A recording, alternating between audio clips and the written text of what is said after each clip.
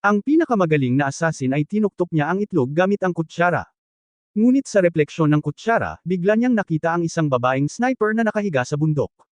Bago pa siya makagalaw, nakaputok na ito, buti na lang at bahagya niyang iniwas ang katawan niya kaya dumaan lang ang bala sa gilid niya. Agad siyang tumayo at naghanap ng matatagwan, ngunit hindi sumuko ang sniper, pumutok ito ng armor-piercing bullet.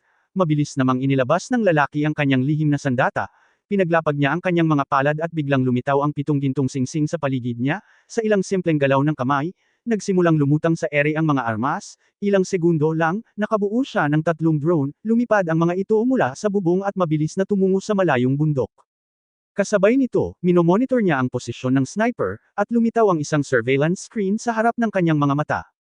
Habang handa nang pumutok ang sniper, napansin niyang tinarget na siya ng mga drone, inilunsad ng lalaki ang kanyang pag-atake, mabilis namang tinali ng sniper ang lubod sa kanyang baywang at pinaputukan ng nail gun ang isa sa mga drone, bumuga ng bala ang mga drone, parang yulang walang tigil.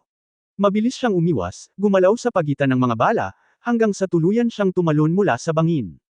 Agad namang nagsimulang buuin ng lalaki ang mabigat niyang sandata.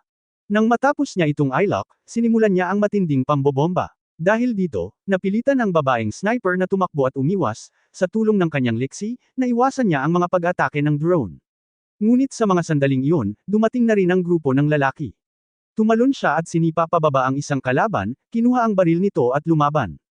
Ngunit dahil napakarami ng kalaban, napilitan siyang tumakas. Sa kabutihang palad, dumating ang kanyang kasama sa tamang oras.